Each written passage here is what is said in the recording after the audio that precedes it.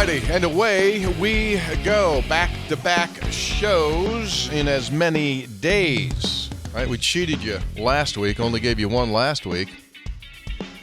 Guess we're going to catch back up this week. This is Three Guys Before the Game, a change at the top of Mountaineer football, as Neal Brown is no longer the Mountaineer head coach, and the search has begun for his successor. Three Guys Before the Game is brought to us by Comax Business Systems. Well, they keep West Virginia's business data safe, secure, and efficient. They've been doing that for 25 years. By Gomart. Get a Gomart Rewards card and immediately save on food and fuel. Go to gomart.com for details. By Lou Wendell Marine Sales in St. Albans. They sell family fun. Visit LouWendellMarineSales.com. By Tudor's Biscuit World. Start your day the homemade way with a Tudor's Biscuit. And by Connolly CPA Group, providing value beyond numbers. Do you have numbers on? I don't know that I have numbers. I do. I do. Okay, we can do that then. I'm going to do, Hoppy, I'm going to do Connolly CPA. Are you? I'm going to do spreads on stats. Really? Yeah. Okay. Yeah, Look I got it. to that. As you could see, this was really pre-rehearsed really well. Three Guys brought to us by Comax Business Systems. And business owners, if you've been putting off getting a new phone system, there are mega benefits to getting a new phone system. Technology is pretty amazing nowadays. You can have constant contact with the people that you work with, whether they're in the office or in the field. Dedicated remote lines right to that employee's cell and more.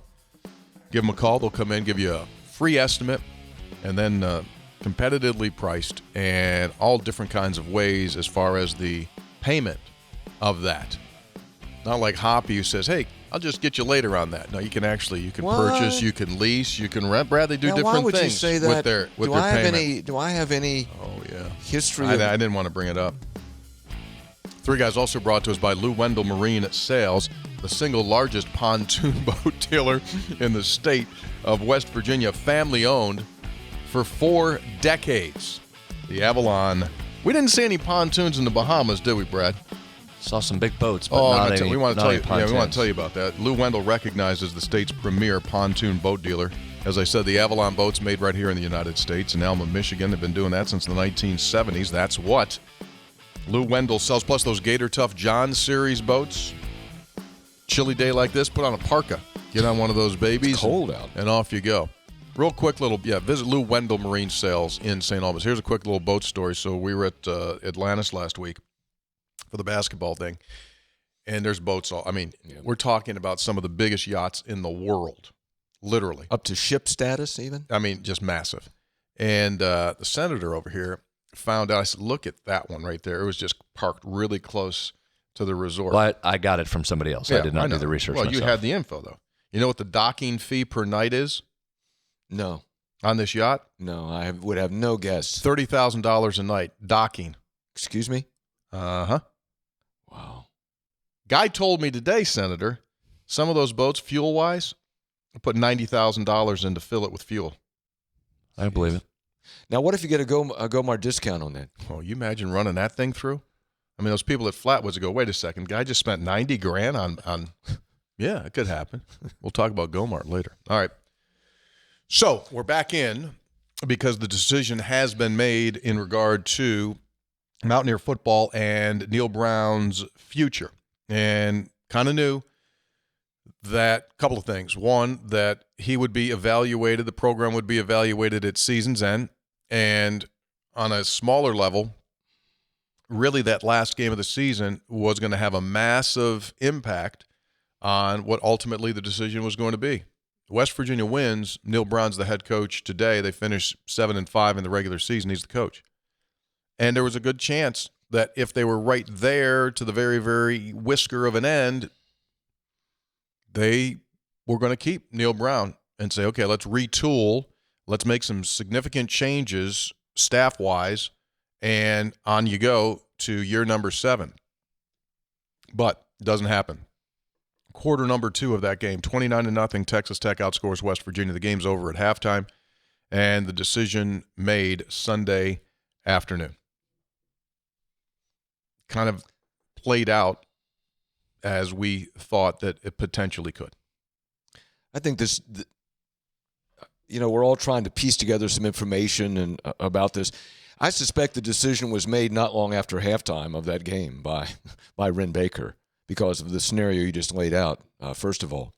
And then, of course, everything took place yesterday. But second of all, Tony, my cliche is every change is an opportunity to improve. So you have a chance to improve, and you wouldn't be making a change if you didn't expect to improve. But that change, to me, starts with what did West Virginia have, Brad, that you wanted to take forward, that you wanted to go forward with in the next person? That is, what did Neal Brown bring? Brought high character, brought tremendous work ethic. I thought brought a good offensive mind to the table, and brought an understanding and embracing of the Mountaineer culture and the West Virginia culture. He did all those things as well as anybody who's ever been here. So in the coaching search, you start there. Here are the things that have been established that you want to continue. So Neal Brown, I don't know how it's going to be remembered, but I think that's a part of his legacy that should be valued going forward, number one. Number two is, like you said, Tony, you could feel this coming, and Brad and I talked about this on my public affairs program. If you started this season with scale, and the scale was pretty close to even, that Penn State game, there was so much build-up, and then that led to a massive disappointment. So now it starts to tilt a little bit. The Pitt game was massive, and now it tilts more. The Coal Rush thing, then now it tilts more. And then that really, really abysmal performance in the last game of the season. So it just tilted. The decision almost made itself by the end of the year. And so now Chad Scott's going to be the interim going forward. You still have to worry about recruits on Wednesday. I don't know how that's going to look. You got to prepare for a bowl game. No idea how that's going to look or what the interest level of that's going to be. And for Wren Baker, got to find a coach. Got to do it fast. I will have a lot of respect for Neal for how he went about this job. I thought Hoppy, you said that correctly. I think he did as good a job as anybody's done in a long time, maybe since Bill Stewart, of integrating himself and his family into this community. And I'll have a lot of respect for how he and his family did that and handled their business and how he worked every day, which should be a given in those positions, but it's not always a given in those positions. And so I appreciate how he went about his business. I appreciate how forthright he was in press conferences with information and explaining decisions, even if he didn't agree with the decision, explaining that. So I did like how he went about it. So I think moving forward, that's one of the questions I think you have in today's current landscape is, does fit matter? I've been a guy, as long as we've been doing the show, I always talk about fit, and I've always thought it mattered, and I thought you needed a fit and somebody that understood the culture and did those things. Does it matter anymore like it once did? Where should fit rank on the characteristics that you're looking for? Where should the ability to engage with people fit on the meter of what you're looking for? I don't know that it does, guys. I think it's clear more than ever. It's wins and losses, and if you win, I think you have a fan base that comes along with you. And if you don't win enough, and there's always a debate on what's enough, and we can debate expectations.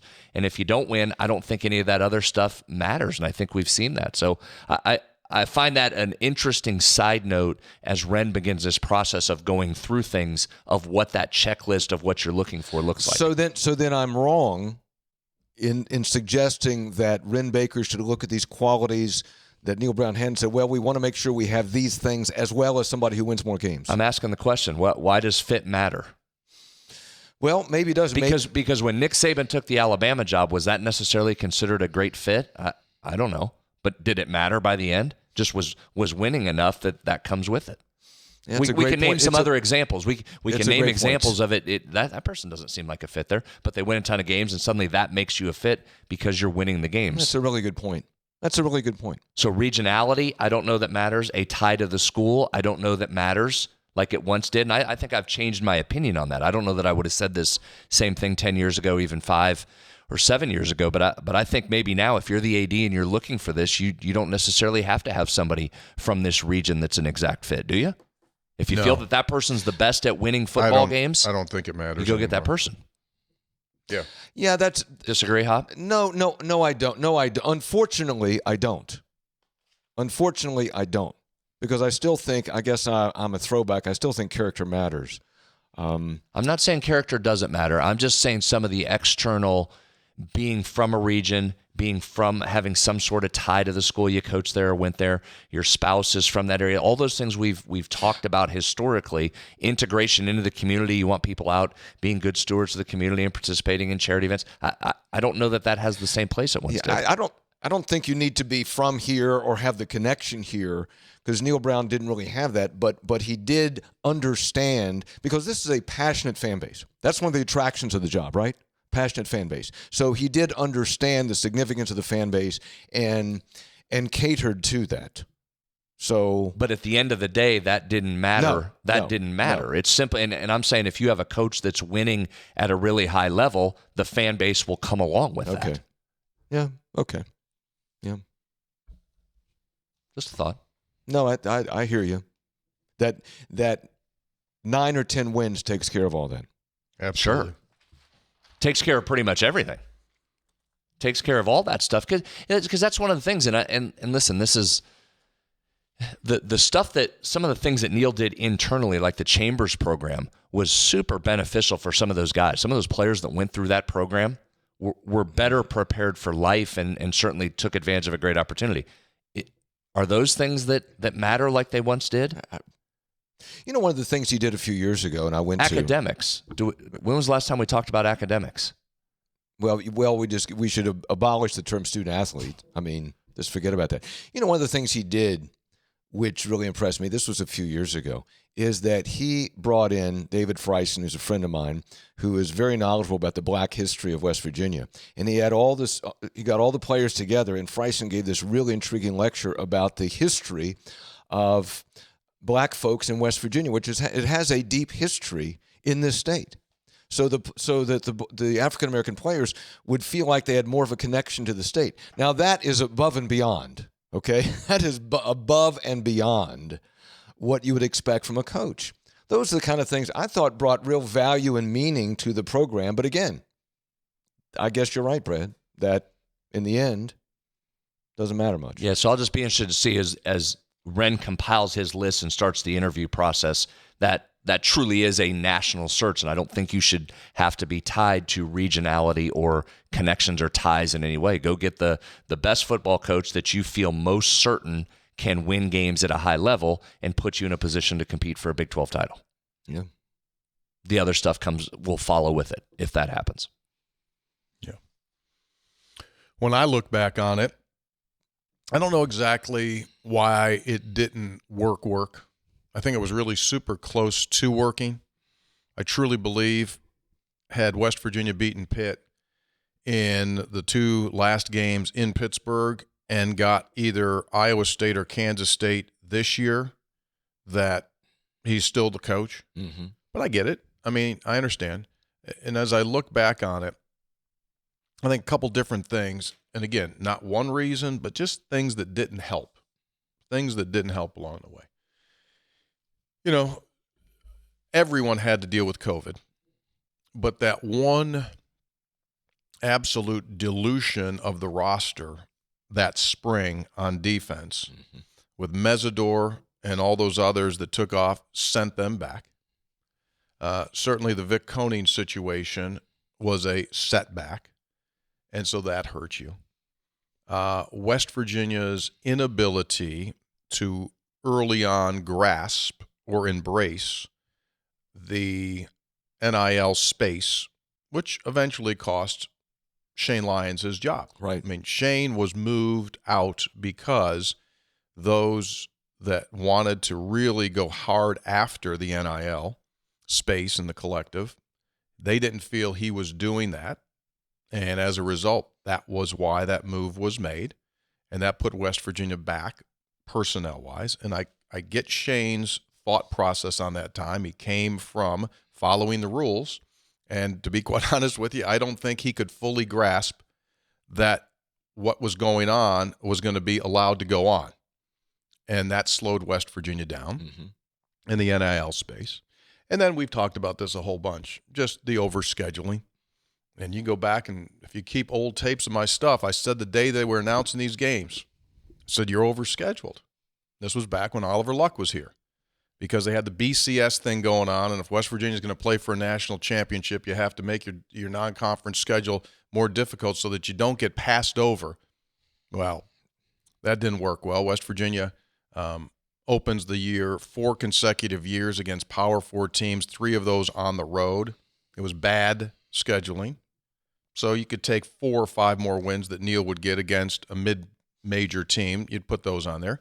But not making excuses, just simply saying those are all little reasons why it didn't work at the level that it needed to work. And then you ended up with, and this is on the whole program, this is on players, and this is on coaches, that this season just you were so inconsistent.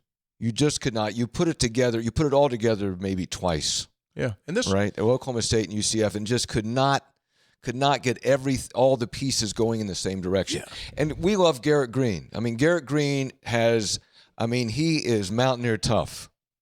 Garrett did not have the kind of season he had last year. And Brad, when your quarterback he did a lot of great things. When he's not performing at the highest level, it's going to hurt. Yeah, and I think you can expand that out too. There were some.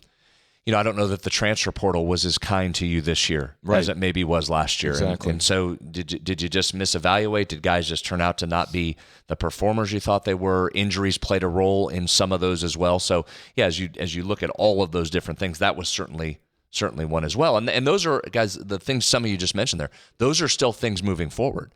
What's your schedule going to look like in the coming years? If I'm a new coach or an agent for a new coach, I'm asking that right near the top of the questions I have for Wren Breaker. What's your NIL situation? How does that change when it moves in-house? Is that going to be fully funded? What's that fully fund look like? Is there money outside of that as well? So those are questions moving forward, having a handle on what you're doing there, which it felt like West Virginia had come a long way in that area, retained most of the guys last year that you wanted to retain. So it felt like they did have a handle on where the NIL and the portal was going. But that's certainly massive moving forward. And guys, that's going to be a huge part of it over the next couple of years. You're going to have what is likely a historic rate of replacing guys that have left in terms of numbers. So the two sides of that coin are there's never been a time in history where it's easier to get better quickly because you can go out and add so many players. But that also means you've got to have a pretty high hit rate or you're going to have to look at a couple years of rolling through some big numbers. So that's certainly obviously something to watch is the success in the portal with the next coach. And as Steve Dunlap, former assistant coach, liked to say many, many times in our coverage, Brad, it's hard on some of those positions like offensive line and defensive backfield to integrate a bunch of new guys because there's so much going on. It is, and that's why I do think moving forward, this still has to have a fairly significant area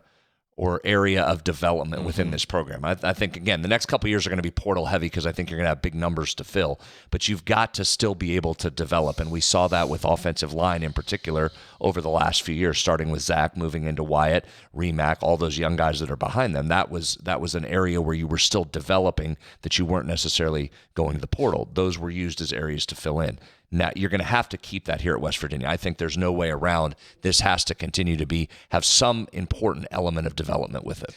And Neal Brown had gotten to the point where the retention was pretty good last couple of years. And you saw all the social media traffic from those players once they learned that Neal Brown had been fired. How many of those players, Brad, were reaching out and expressing their support, their affection, their outright love for Neal Brown? Sure, no question. All right, so where do we go? How long does it take? Signing day on Wednesday. Talked to a guy today. He said the easy thing to do is to make the fire. The hard thing to do is to make the hire. Right? It's always the case in college athletics. Always. Always the case. And in just a moment, in my debut of Spreads on Stats. What now? Yeah. I'm going to do Spreads on Stats. You are? Yeah. I'm going to do it. Because Spreads on Stats, he goes pretty deep. Yeah, I'll be fine. I'll be fine. Okay.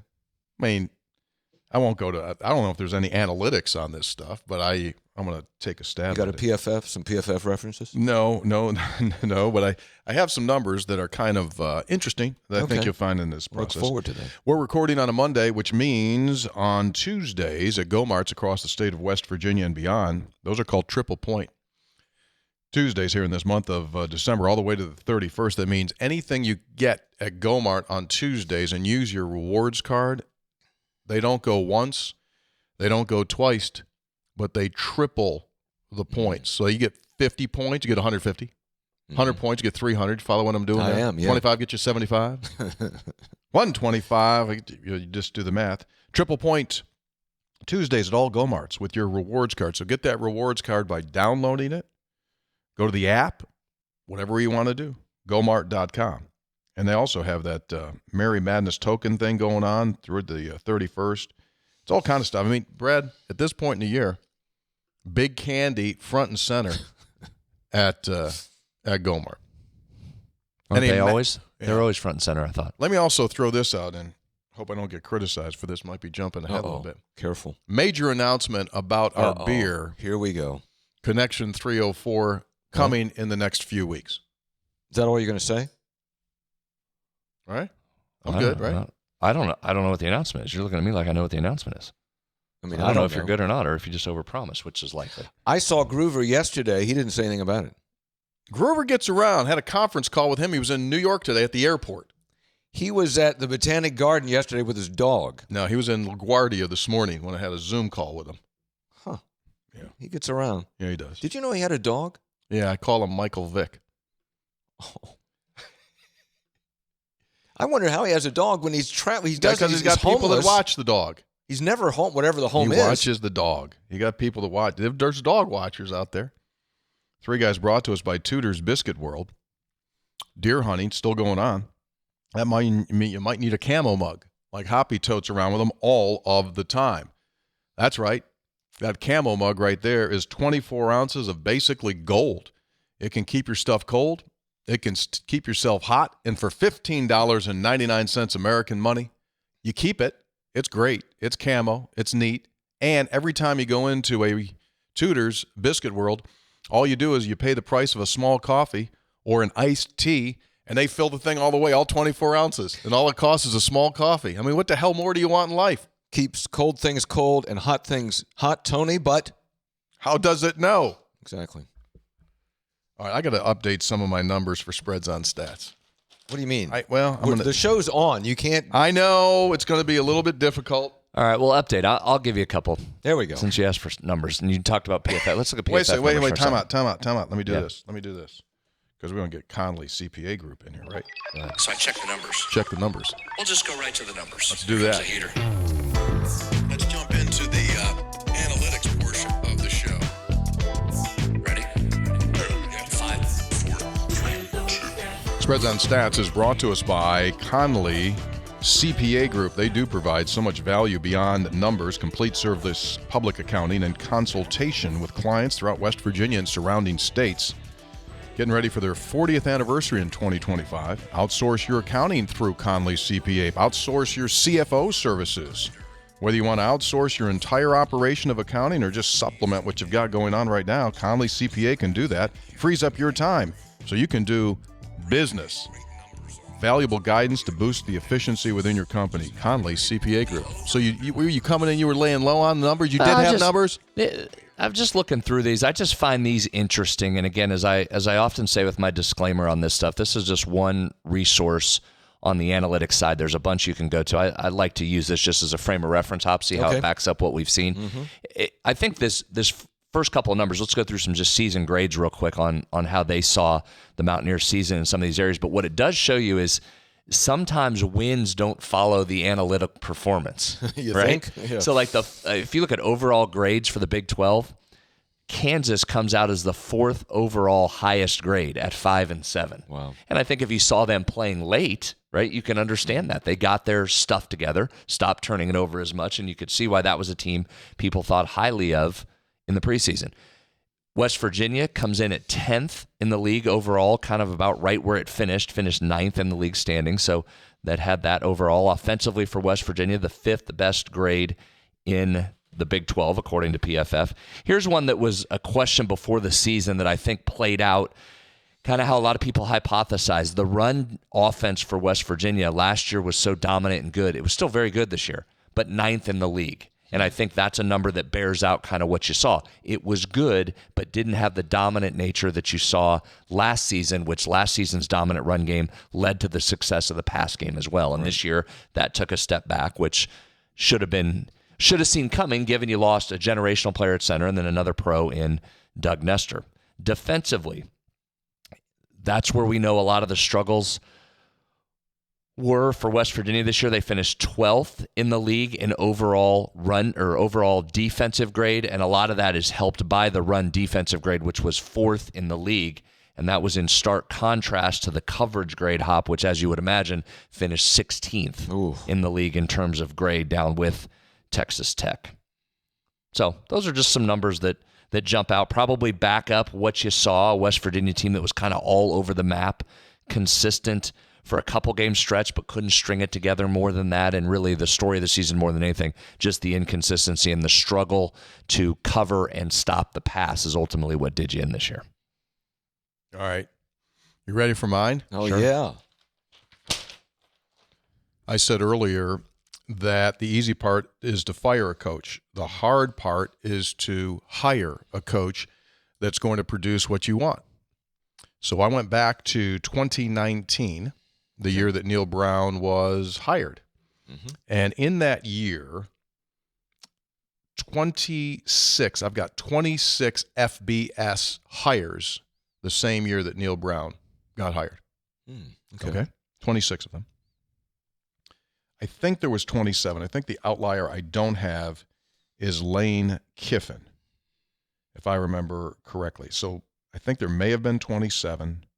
Nevertheless, he might have been at 2 jobs that year. So. Yeah. So here's the deal. Among the 26 that we have, only 1, 2, 3, 4, 5, 6. Only 6 as of today are still in their job. Really? Only 6 out of the 26.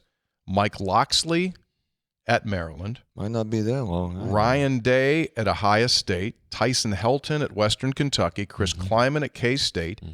Thomas Hammock at University of Northern Illinois. And Scott Loeffler at Bowling Green. Okay? Those are the only ones that are still there. Loxley has a losing record right now at Maryland. Loxley comes in with a 32-36 record. Thomas Hammock at Northern Illinois is 31-38. He's 7 under 500.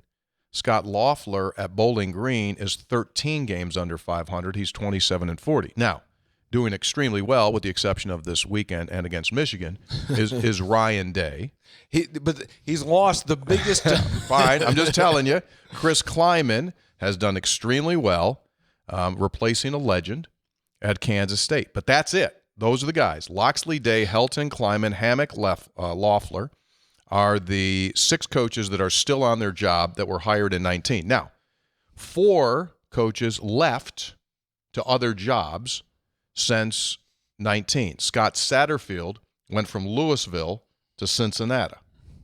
But was probably going to get fired before he took that job. Eli Drinkwitz left for Missouri. Worked out well for him. Hubert Freeze went from Liberty to Auburn. And Jeremy Chadwell went from Coastal Carolina to... I'm sorry, did I say Jeremy? Jamie. Jamie, I'm sorry. Jamie Chadwell left from Coastal Carolina and left for Liberty. Now, so 15% of those hired in 19 left. Okay. Now, the number of coaches that were fired in that class of 26, 1, 2, 3, 4, 5, 6, 7, 8, 9, 10, 11, 12, 13, 14, 15, 16. Wow. Have been fired. So 23% are still there, 15% left, 61% got fired. 61%, which, no, this is anecdotal, not, what do you say? Scientific. Anecdotal, not scientific, but basically, that's what I kind of thought. The number in my head was you have a 40-60 chance of hiring the right guy. I had that number in my head. I thought it was 45%. I wasn't going to say you got a 50-50 chance that it's going to work. I think this is more, it's less than 50% that you're going to have. Well, it's even those are fascinating numbers, Tony. It's in one respect it's even less because if the coach leaves, they could take another job. It's a setback. So really, with 23%, you only have a 1 in 4 chance. Yeah. Of hiring somebody who's still there and running a successful program Well, in hold 6 on. years. You got to redefine successful. You just listed some of those guys that are still there that are below 500. Yeah. So it's less than 40% just because you're right. Three of them, Ryan Day, Chris Kleiman, and Tyson Helton are the only 3 that have winning records that are still there. The other 3 have losing records that are still there. And how many FBS? So Tyson Helton is not. I'm sorry, not FBS. Power 4. I didn't of the Power 4. You just named Ryan Day, and Chris Kleiman. That's it. 2 out of the 26. Yeah, right, are still there, or have a winning record that are still there. Let me divide that. That equals. So that's an 8% chance. Yeah, an 8% chance. Only 8%. Now let me tell you who got fired. Okay. In this group, am I doing all right on this? You like this? Doing fantastic. This is very interesting. Think I might be like pinch hitter sometime? Maybe. This is very relevant. 61% of these dudes got fired. Mac Brown. Jim McElwain at Central Michigan. He, quote unquote, retired. He got fired. He was 33 and 36. He retired and then immediately got a job the next year as an assistant. Will Healy, fired at Charlotte. Neal, here. Gary Anderson, Utah State. Jeff Collins, Georgia Tech. Mike Houston, East Carolina. Melvin Tucker at Colorado. Matt Wells at Texas Tech. Dana Holgerson at Houston. Manny Diaz at Miami. Lester Miles at Kansas. Jake Spavital at Texas State. Chip Lindsey at Troy. Walt Bell at UMass. Tom Arth at Akron. So I think there's only one trying to do that as you were going down. Manny Diaz, the only one that got another head coaching job there, I think. Yeah, as far as head coaching job, he's back at Duke. Yeah. After taking a stint as coordinator, he's back at a head job. I think that's the only one there. Should that be qualified? Should there be a variance there of programs that are just bad programs? Yeah, I mean, you could do that. You could hyper the thing down. I'm just saying, and it would be worth if we had like Jumpin' Jack, our intern. Yeah, we could get him one then. I'd like to take a look. Let's do it over the last. Let's do not only this year, which was 19, but let's do it for like a bunch of years. Let's do it for 5 or 6 years and see where the thing goes. Those are compelling statistics, Tony. I just wanted to look at it because I wanted to see because again, we're talking about, you guys were talking earlier, does it matter if it's a fit? No. I think it could be a block of salt. It could be a block of salt. If you just push the block of salt out on the sideline on Wednesday, say, yep, that's the head coach and we're going to win, then people say, man, that's great salt. Just win. That's where we are. Just win. Doesn't matter if you're a nice guy. Doesn't matter if you're a bad guy.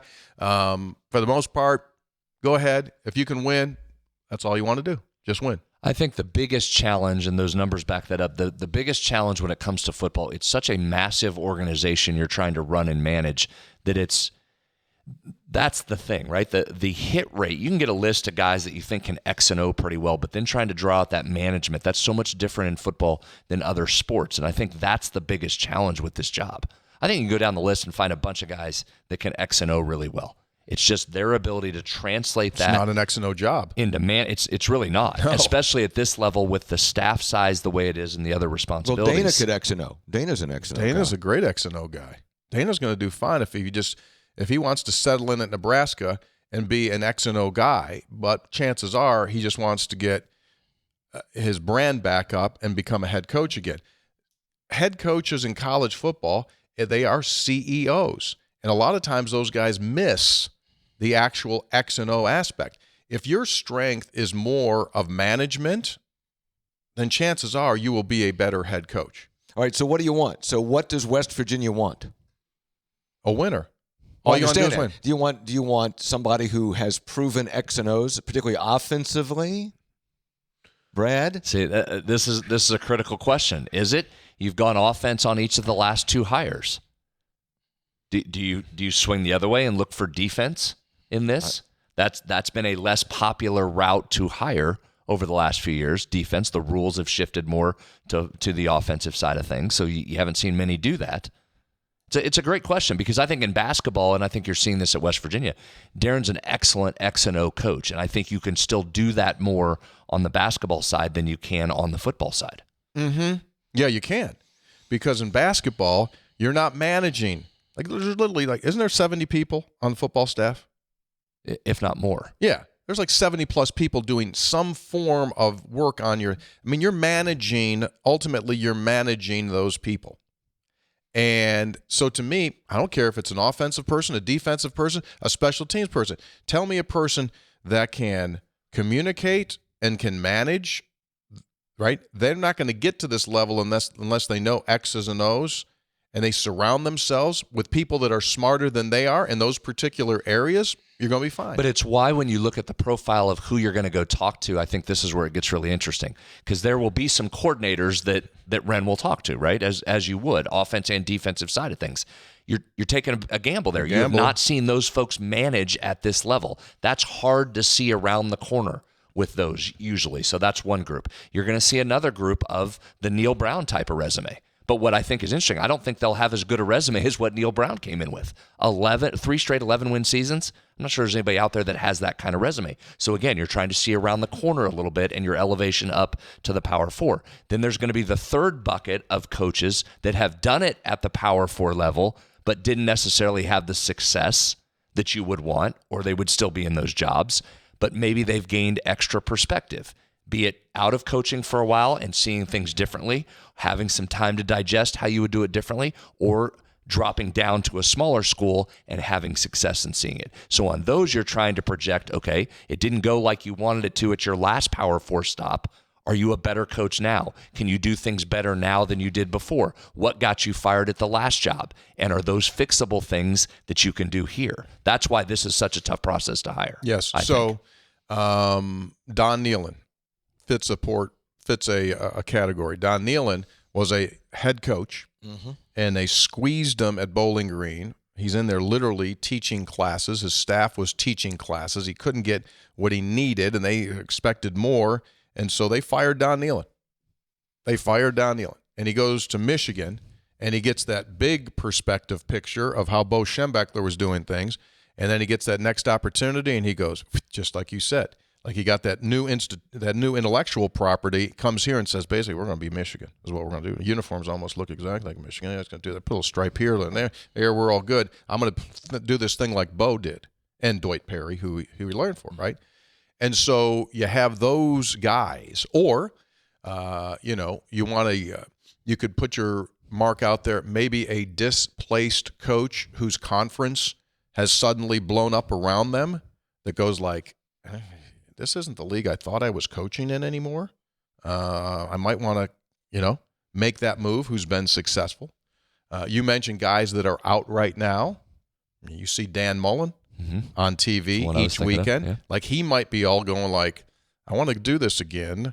And okay, I'm going to kind of sitting back here holding. If I get a chance again, here's what I do differently. Here's what I'm going to do different. Right. I think there can be some learning that comes from that process. I think one of the other things that I would be looking for is somebody that has done it at a similar school. So while I don't believe in fit like I once did, I do believe that I don't know that you can just take a guy that's only been at really high level places that got the best players and work with that. I think it has to be somebody that understands the challenges here, either having been an assistant at a place that looks like West Virginia does and what its challenges are, or has been a head coach at those places. I think that part of fit does still matter, I think. Okay. You have to be able to recognize what the challenges are here, meaning you're going to have to go to other states to recruit the bulk of your players. The NIL money is not going to be what it is at a top-tier SEC program. Have you shown success in those type of situations before? Yeah. I do think that matters in particular. Yeah, so if you can find someone that's had to do it the hard way. Darren DeVries is another example. Like Drake is not a basketball factory with great tradition. So he did it hard, right? He did it hard. I'll give you a name, Jeff Monken, who's the coach at Army. You think there might be a harder place to recruit than Army? Like guys like that, guys where it's always hard. So you don't get here and start complaining instantly and go like, there's no players in the state. Well, yeah, you got to go out. This is a good job. This is a really, really hard job. And if you don't think this is a really, really hard job, you're wrong. And any coach that's been here from Don, Neal, and on, and you can go back to Frank Signetti as well, they'd say, like, it's a good job, fans care, there's passionate fans, but it's a hard job. If you come in and think, like, it's not hard, you will be really, really disappointed because it's hard. You know, that Texas Tech job, they have like 80 players from Texas. Dude, they got more freaking money than they know what to do with. I'm talking to those guys there Saturday. They got money? They got money. Dude, oil money, like big oil money. They just finished their end zones, $240 million. Wow. And they just put people's names on it. Like, there's Hoppy Kirchville. That's a big thing in Texas, man. TCU did it. They had their founders. Everyone put it in. They had it built. They had it paid for before they built it. Oil money's real. Real. And the guys that give it Texas Tech are young guys. They're not old. They're guys like Cody Campbell. He played there. His name's on the stadium. He's a young guy that hit it. So given that and given where we are now in the current environment, so can West Virginia not be on a Texas Tech level? Yeah, they can. Yeah, you can. You can. West Virginia got beat by one team this year that spent less money in NIL. Iowa State. Yeah. One team beat them that spent less.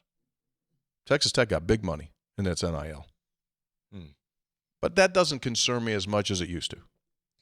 Because I think as the collective comes inside, and I think the university as a whole understands and gets it in this new world of revenue sharing, I think West Virginia will be okay. I truly do. I don't think it's going to be. I do think that's a major factor moving forward. Having the institution's resources at your ready, having the ability to pool those resources, I think does provide an advantage moving forward. And especially in this league where you're competing with, I know there's individual donors at a lot of these places that are different, but collectively your budgets are in a similar spot. Yes. And Wren Baker going to the Board of Governors, going to the academic side saying, we need help. That football and basketball are the face of this university nationally. They are a recruitment tool for the university, and we need some help. Mm-hmm. We need some help, whether it's on the scholarships or the rent they pay for the college, whatever they do, they're going to be looking for some help from that side. And I think the university gets it. They know it. They realize it for all the reasons you just said. I saw a stat out there today. The last decade, Clemson's applications to its school have increased 90%. Yeah, because as its football program became a brand. And Gordon Gee gets it. I understand. I know that Gordon Gee gets it, but Gordon Gee's going to be around for 7 more months. So the next hire is pretty critical on that front too. It is, but I think the Board of Governors who make that hire also know it. Mm-hmm. And I think the next president will also have to have that understanding. If you don't, that person's probably not the president. You got to be if you want to play in this league, right? Right. All right, we've done enough damage. Shows just keep on coming. Another one tomorrow. Now listen, I'm going to seed my spreads on status for Thursday. Now, do you think you'll be able to come up with some numbers on Thursday for those Georgetown Hoyas? I'll have a couple. Boy, that was really good though, Tony. I enjoyed that. That was very relevant. Just like, hire another coach. Go get another coach. It's hard. Easy, Brad. It's Go hard. find somebody. It's hard. It's hard. It's hard. Hopefully it works. We'll find out. Three Guys has been brought to us by Comax Business Systems, keeping West Virginia's business data safe, secure, and efficient for 25 years. By Gomart. Get a Gomart rewards card. Go to gomart.com for details. By Lou Wendell Marine Sales in St. Albans. They sell family fun. Visit LouWendellMarineSales.com. Wendell's got 2 L's right next to each other. By Tudor's Biscuit World. Start your day the homemade way with a Tudor's Biscuit. And by Conley CPA Group, providing value beyond numbers. That will conclude this portion of Three Guys Before the Game. We're back on Thursday to preview Georgetown, and obviously we might have a trickle or two. Well, we'll know what recruiting does. We'll see what the signing class is on Wednesday. Here we go. We're out. See you.